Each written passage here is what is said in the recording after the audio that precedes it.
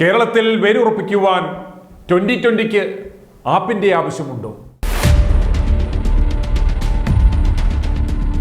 സ്വാതന്ത്ര്യലബ്ധിക്ക് 7 പതിറ്റാണ്ടുകൾക്ക് ശേഷം പരമ്പരാഗത ജാതിമത വർഗ പാർട്ടി അധിഷ്ഠിതമായ രാഷ്ട്രീയ പ്രത്യയശാസ്ത്രങ്ങൾക്ക് ഇന്ത്യയിൽ പ്രസക്തി നഷ്ടപ്പെട്ടു തുടങ്ങി എന്ന വസ്തുതയുടെ ഉറപ്പിക്കലായിരുന്നു സാധാരണക്കാരന്റെ പാർട്ടി എന്നർത്ഥം വരുന്ന ചൂലുമായി വന്ന ആം ആദ്മിയുടെ ഇന്ദ്രപ്രസ്ഥത്തിലെ മിന്നും വിജയം. അണ്ണാ ഹസാരെയിൽ മറ്റൊരു ഗാന്ധിജിയെ ദർശിച്ചു ഇന്ത്യയിലെ ജനങ്ങൾ. അണ്ണാ ഹസാരെ കൊളുത്തിയ സഹനാഗ്നിയിൽ നിന്നും കേജ്രിവാൾ കൊളുത്തിയ ഒരു ജ്വാലയായിരുന്നു ആം ആദ്മി എന്ന കൂട്ടായ്മ. കുറഞ്ഞ സമയം കൊണ്ട് തന്നെ അഴിമതി വിരുദ്ധ പ്രവർത്തകൻ എന്ന ഖ്യാതി നേടിയ അരവിന്ദ് കേജ്രിവാൾ 2012 നവംബർ 26-ന് രൂപീകരിച്ച രാഷ്ട്രീയ പ്രസ്ഥാനമാണ് ആം ആദ്മി പാർട്ടി. ഇന്ത്യയിലെ പ്രബലരായ പതിറ്റാണ്ടുകൾ ഇന്ത്യയെ അടക്കി വാണ രാഷ്ട്രീയ ബിംബങ്ങളെയാണ് ചൂലുമായി വന്ന സാധാരണക്കാരിൽ സാധാരണക്കാരായ ഈ അഴിമതി വിരുദ്ധ സേന തൂത്തെറിഞ്ഞത്. പരമ്പരാഗത രാഷ്ട്രീയ പ്രസ്ഥാനങ്ങൾക്ക് ഇന്ത്യയെ ഭരിക്കുവാൻ സാധിക്കൂ എന്ന ആ മൈൻഡ് സെറ്റ് തകർത്ത ഒരു വിജയമായിരുന്നു ആം ആദ്മിയുടേത്. സാധാരണ ജനങ്ങൾ സാധാരണക്കാരോടൊപ്പം നിന്നു. അങ്ങനെ അവർ ആദ്യമായി ഇന്ദ്രപ്രസ്ഥം അവരുടെ കരവലയത്തിൽ ഒതുക്കി. പിന്നീട് ആളിക്കത്തിയ കർഷക വികാരം മുതലാക്കി പഞ്ചാബിന്റെ മണ്ണും ഇവർ പിടിച്ചെടുത്തു. അങ്ങനെ 2023 ഏപ്രിൽ 10-ന് ആം ആദ്മി പാർട്ടിക്ക് ഇലക്ഷൻ കമ്മീഷൻ ഓഫ് ഇന്ത്യ ഔദ്യോഗികമായി ദേശീയ പാർട്ടി പദവി നൽകി. എന്നാൽ UPA സർക്കാരിന്റെ അഴിമതികൾ ഉയർത്തിക്കാട്ടി രൂപം കൊണ്ട ഇവർ ഇന്ത്യയിലെ ഏറ്റവും അഴിമതി നിറഞ്ഞ ഭരണമാണ് കോൺഗ്രസിൻ്റെതെന്ന് പറഞ്ഞവർ ഇന്ന് ഇന്ത്യ കോൺഗ്രസ് സഖ്യത്തിന്റെ ഭാഗമായി ഇവരുടെ പ്രസക്തി തന്നെ നഷ്ടപ്പെടുത്തി കളഞ്ഞു.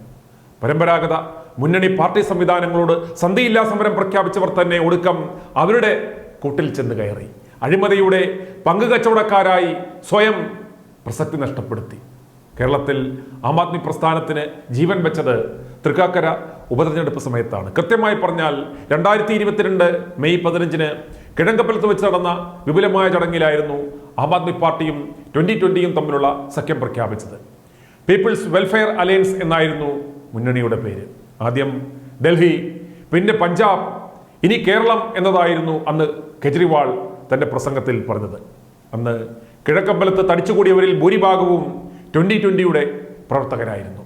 കുറഞ്ഞ സമയം കൊണ്ട് ഒരു 2020 മോഡൽ ഉണ്ടാക്കി കാണിക്കുവാൻ സാബു ജേക്കബിന്റെ നേതൃത്വത്തിലുള്ള ആ പ്രസ്ഥാനത്തിന് സാധിച്ചിരുന്നു. അതുകൊണ്ട് തന്നെ ആ സഖ്യത്തെ ഇന്ത്യയെ പിടിച്ചുകുലുക്കുവാൻ പ്രാപ്തിയുള്ള നാളെയുടെ ഒരു കൂട്ടായ്മയായി രാജ്യം മുഴുവൻ വിലയിരുത്തി. കാരണം ആപ്പിന്റെ ഡൽഹിയിലെ പെർഫോമൻസും 2020-യുടെ കേരളത്തിലെ പെർഫോമൻസും ഈ ഒരു ബ്ലെൻഡ് വർക്കൗട്ടായാൽ ആർക്കും തടയുവാൻ കഴിയാത്ത ഒരു ശക്തിയായി മാറുമെന്ന് ജനങ്ങൾ വിശ്വസിച്ചു.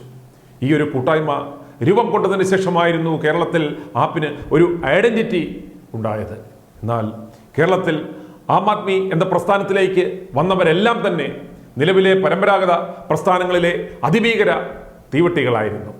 പാർട്ടികളിൽ നിന്നും പുറത്താക്കിയവർ, സാമ്പത്തിക തട്ടിപ്പ് നടത്തിയവർ, സ്വഭാവദൂഷ്യത്തിന് പുറത്താക്കിയവർ, സ്ഥാനമോഹികൾ, തീവ്രവാദികൾ, എന്തിന് മാവോയിസ്റ്റുകൾ പോലും വന്നടിഞ്ഞ ഒരു അഴുക്കുചാലായി മാറി ആപ്പ് എന്ന പ്രസ്ഥാനം.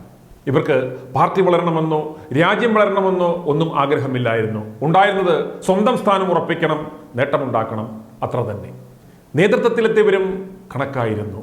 വളരെ മുതിർന്ന പദവിയിലുള്ള സത്തെടുത്ത കൊത്തുക്കളായ കുറെ ബ്യൂറോക്രാറ്റുകൾ, ഹൈലി ഈഗോയിസ്റ്റുകളായ അവരും പ്രവർത്തകരും തമ്മിൽ സിങ്കായില്ല. അതുകൊണ്ട് തന്നെ ഈ കൂട്ടായ്മയ്ക്ക് കഴിഞ്ഞ 1.5 കാലം കൊണ്ട് ഒന്നും ചെയ്യാനായില്ല. അവർ 2020-യുമായി പാളയത്തിൽ പട നടത്തി പരസ്പരം വിഴുപ്പലക്കി സമയം കളഞ്ഞു. ഒടുക്കം ആപ്പിന്റെ സകല സംസ്ഥാന നേതാക്കളെയും നേതൃത്വമെടുത്ത് തൂത്തു പുറത്ത് കളഞ്ഞു. പുതുതായി എടുത്തവരാകട്ടെ യാതൊരു കർമ്മശേഷിയും ഇല്ലാത്തവർ. വെള്ളമടിച്ച് ലെക്കുകെട്ട് വാഹന അപകടമുണ്ടാക്കി ചെറുപ്പക്കാരനായ സംസ്ഥാന അധ്യക്ഷന്റെ വാർത്ത മാധ്യമങ്ങളിൽ വന്നതോടെ ഉള്ള മാനവും പോയി. കേരളത്തിന്റെ സംഘടനാ ചുമതലയുണ്ടായിരുന്ന തമിഴ്നാട്ടുകാരനായിരുന്ന അജയരാജിന്റെയും പാർട്ടിയുടെ പ്രാഥമികാംഗത്വം തന്നെ എടുത്ത് ദൂരക്കളഞ്ഞു. ആ സമയം കേന്ദ്ര നേതൃത്വത്തിന്റെ മുഴുവൻ ശ്രദ്ധയും ഡൽഹിയിൽ ഭരണം നിലനിർത്തുവാനും പഞ്ചാബ് പിടിച്ചടക്കുവാനുമായിരുന്നു. പല ആപ്പ് നേതാക്കളും തന്നെ അഴിമതിയിൽ മുങ്ങി. ഒടുക്കം പരമ്പരാഗത മുന്നണി സംവിധാനത്തിനെതിരെ രൂപം കൊണ്ട ആപ്പ് കോൺഗ്രസ് നേതൃത്വം കൊടുക്കുന്ന INDIA മുന്നണിയിൽ അംഗമായപ്പോൾ ആ സഖ്യത്തിന്റെ പ്രസക്തി തന്നെ നഷ്ടപ്പെട്ടു എന്ന് കണ്ട് 2020 പ്രസിഡന്റ് സാബു ജേക്കബ് ആം ആദ്മി പാർട്ടിയുമായുള്ള രാഷ്ട്രീയ സഖ്യം അവസാനിപ്പിച്ചതായി പ്രഖ്യാപിച്ചു. അദ്ദേഹം തന്നെയാണ് ഇക്കാര്യം പത്രക്കുറിപ്പിലൂടെ മാധ്യമങ്ങളെ അറിയിച്ചത്. ഈ സഖ്യം രാഷ്ട്രീയമായി ഗുണം ചെയ്യില്ല എന്ന് ബോധ്യപ്പെട്ടതിന്റെ അടിസ്ഥാനത്തിലാണ് ഈ തീരുമാനമെന്നും സഖ്യം അവസാനിപ്പിക്കുന്ന കാര്യം ഡൽഹി മുഖ്യമന്ത്രിയും AAP ദേശീയ കൺവീനറുമായ അരവിന്ദ് കെജ്രിവാളിനെ അറിയിച്ചെന്നും സാബു ജേക്കബ് പറഞ്ഞിരുന്നു. കഴിഞ്ഞ 1.5 വർഷമായിട്ടും മുന്നണിയുടെ ഉദ്ദേശ ലക്ഷ്യങ്ങൾ കൈവരിക്കുന്നതിനോ പൊതുപരിപാടി തയ്യാറാക്കുന്നതിനോ കഴിഞ്ഞിട്ടില്ല. സംഘടനാപരവും രാഷ്ട്രീയപരവുമായ ഒട്ടേറെ കാരണങ്ങൾ കൊണ്ടാണ് രണ്ട് പാർട്ടികൾക്കും ആശയപരമായി യോജിച്ച് പ്രവർത്തിക്കുവാൻ കഴിയാതിരുന്നതെന്ന് സാബു ജേക്കബ് പറയുകയുണ്ടായി. സമാനതകളില്ലാത്ത കടുത്ത സാമ്പത്തിക രാഷ്ട്രീയ പ്രതിസന്ധികളിലൂടെയാണ് കേരളം കടന്നു പോകുന്നതെന്നും സംസ്ഥാനത്ത് അഴിമതിയും ദൂർത്തും കുറ്റകൃത്യങ്ങളും വർഗീയതയും പെരുകി വരുന്നുവെന്നും സാബു ജേക്കബ് അഭിപ്രായപ്പെട്ടു. ഇതിനെതിരെ ഇനിയും കൈകെട്ടി നോക്കി നിൽക്കാനാവില്ലെന്നും രാഷ്ട്രീയ ഉദ്യോഗസ്ഥ ദല്ലാൾ ലോബികളുടെ പിടിയിൽ നിന്നും കേരളത്തെ വീണ്ടെടുക്കുവാനും മലയാളികളുടെ വികസന സ്വപ്നങ്ങളെ സാക്ഷാത്കരിക്കുവാനും 2020 ഇനി ശക്തമായി മുന്നോട്ടിറങ്ങുകയാണെന്നും അദ്ദേഹം പറഞ്ഞു. ആപ്പുമായുള്ള സഖ്യം പിരിഞ്ഞതായി സാബു ജേക്കബ് പ്രഖ്യാപിച്ച് മാസം 1 കഴിഞ്ഞിട്ടും ഇപ്പോൾ പെട്ടെന്നെന്തോ ഉൾപ്രേരണ വന്നതുപോലെ കേരളത്തിന്റെ സംഘടനാ ചുമതലയുണ്ടായിരുന്ന എന്നാൽ പാർട്ടി തന്നെ പ്രാഥമിക അംഗത്വം തന്നെ എടുത്തു കളഞ്ഞ സംഘടനാ സെക്രട്ടറി അജയ് രാജ് ഇന്ന് ഏഷ്യാനെറ്റ് ന്യൂസിന് നൽകിയ ഒരു ബൈറ്റ് കാണുക. സഖ്യം തുടരുവാൻ AAPക്ക് താല്പര്യമുണ്ടെന്നും തുടർ ചർച്ചകൾക്കുള്ള തീരുമാനം ഉടനുണ്ടാകുമെന്നും AAPയുടെ വാതിൽ എല്ലാവർക്കുമായി തുറന്നിട്ടിരിക്കുകയാണെന്നും സാബു ജേക്കബിന്റെ തീരുമാനം ഏകപക്ഷീയമാണെന്നും എന്നാൽ അന്തിമ തീരുമാനം കെജ്രിവാളിൻ്റെതാണെന്നുമാണ് അജയ് രാജ് വ്യക്തമാക്കിയത്. മാത്രമല്ല സഖ്യം അവസാനിപ്പിക്കുന്നു എന്നത് സാബു ജേക്കബിന്റെ മാത്രം തീരുമാനമാണ്. സാബു ജേക്കബുമായി ഞങ്ങൾക്ക് വലിയ അവസരങ്ങൾ കേരളത്തിലുണ്ട്, അദ്ദേഹത്തിന്റെ ഉത്തരത്തിനായി കാത്തിരിക്കുകയാണ് ഞങ്ങളുടെ പാർട്ടി നേതാവെന്നും അജയ് രാജ് പറഞ്ഞു. So now the decision of Sabu Jacob, as he is not anymore with the party, so it's his own decision. Still, we have a better opportunities with the Sabu Jacob. Our supreme leader is really waiting for his answer. Our party's door is open for the right people. No matter he's a businessman or he's a simple man, we are welcoming all the people.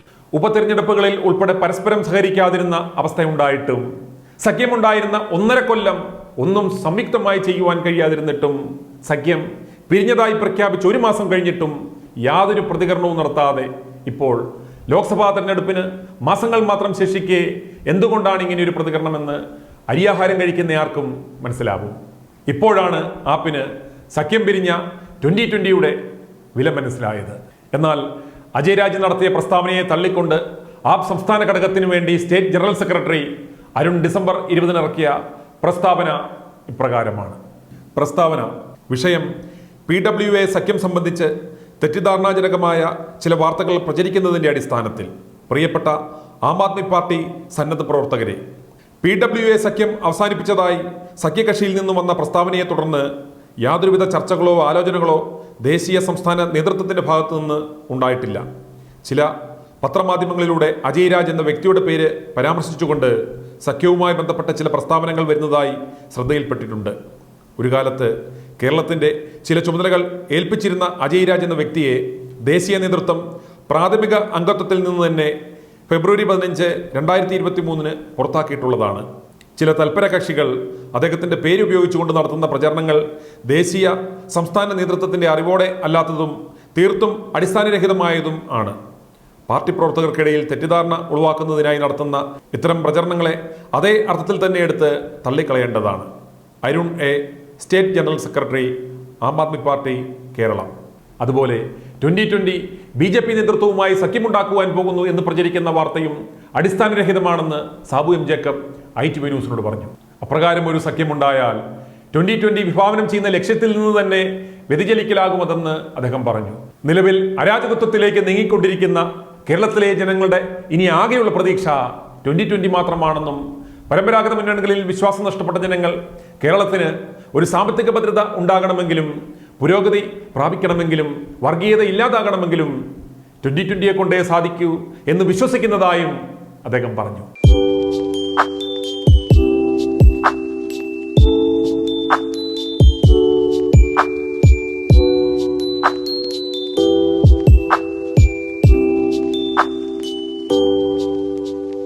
i2i news subscribe ചെയ്തിട്ടില്ലാത്തവർ ഇപ്പോൾ തന്നെ subscribe ചെയ്യുക. Notification ലഭിക്കുവാൻ bell ബട്ടണും അമർത്തുക.